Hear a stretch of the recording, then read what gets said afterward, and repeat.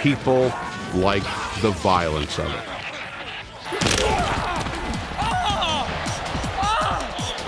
You watch a pro football game, and naturally the biggest cheers are for the touchdowns. But the second biggest cheers are for a nasty hit.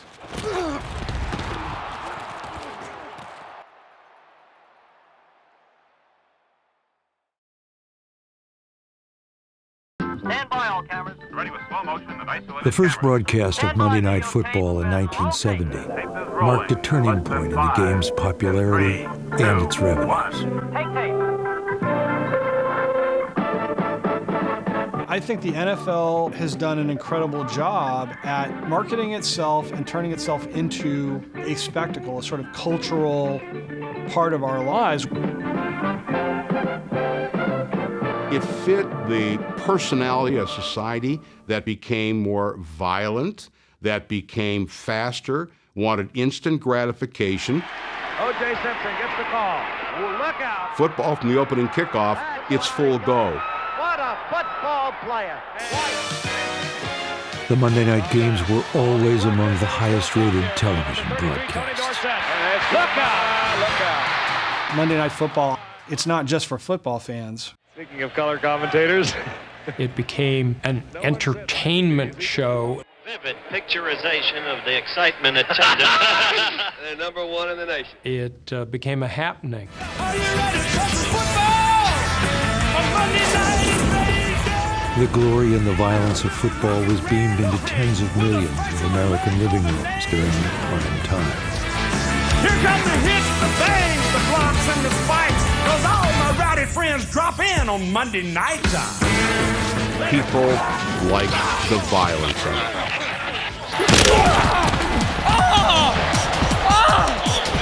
You watch a pro football game, and naturally the biggest cheers are for the touchdowns.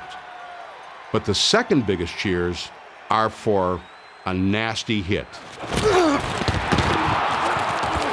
And I describe it as the moment of impact, the moment when you actually have to go tackle somebody.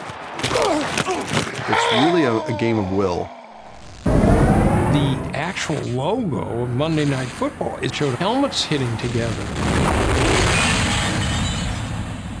And it became part of the popular jargon. You know, he knocked him silly, knocked him to the moon. Set the tone! Knock him out! Knock him out! Let's go! There's no question the NFL marketed that violence. That's what we love about the game. When you talk about big hitting safeties, the Eagles' Brian Dawkins always emerges. We're gonna dominate this thing. Respect is not given. What the NFL would do was they would market tapes of crash course, moment of impact, search and destroy, in the context of describing the brutal nature of the violence of the NFL. But away from the glamorized hits, there was a darker side. Super agent Leigh Steinberg saw it firsthand. I watched athletes I represented play with collapsed lungs.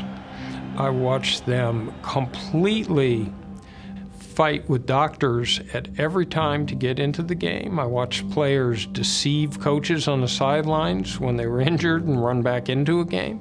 The inspiration for the movie sports agent Jerry Maguire, Steinberg was a powerhouse alongside the new NFL. He was very much a creature of this expanding juggernaut of the NFL. He ends up at one point representing 21 quarterbacks in the NFL, 21 starting quarterbacks in the NFL one year.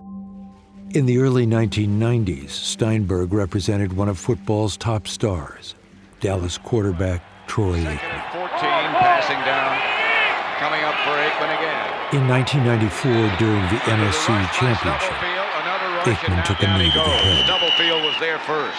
Troy Aikman took a knee to the head. You see, it's right here. It's Dennis Brown coming in. You see the knee right there. Knee right on his helmet. Aikman's concussion was bad enough that he could not return to the game. Aikman was taken to a local hospital. Back to the locker room. I went to visit Troy, who was sitting in a darkened hospital room, all alone. The room is dark because Aikman can't even stand looking into the light. It's, you know, it's this sort of surreal scene where the city is celebrating and the quarterback who won the game is in the hospital with his agent. He looked at me and he said, "Leigh, where am I?" And I said, "Well, you're in the hospital." And he said, "Well, why am I here?" And I said, "Because you suffered a concussion today." And he said, "Well, who did we play?" And I said, "The 49ers." And he said, "Did we win?" "Yes, you won." "Did I play well?" "Yes, you played well." What does that, and so what's that mean? It means you're going to the Super Bowl. 5 minutes later, they're sitting there, they're continuing to hang out, and Aikman suddenly turns to Steinberg and says, "What am I doing here?" And the next thing you know, they're reliving this conversation they'd had 5 minutes earlier. For a minute, I thought he was joking. And I went through the same sequence of answers again.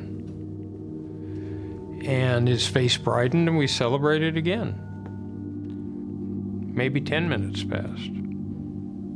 And he looked at me with the same puzzled expression and asked the same sequence of questions. It terrified me to see how tender the bond was between sentient consciousness and potential dimension confusion was. Mild TBIs in professional football are not serious injuries. Return to play does not involve a significant risk of a second injury. Those initial studies from the NFL were notorious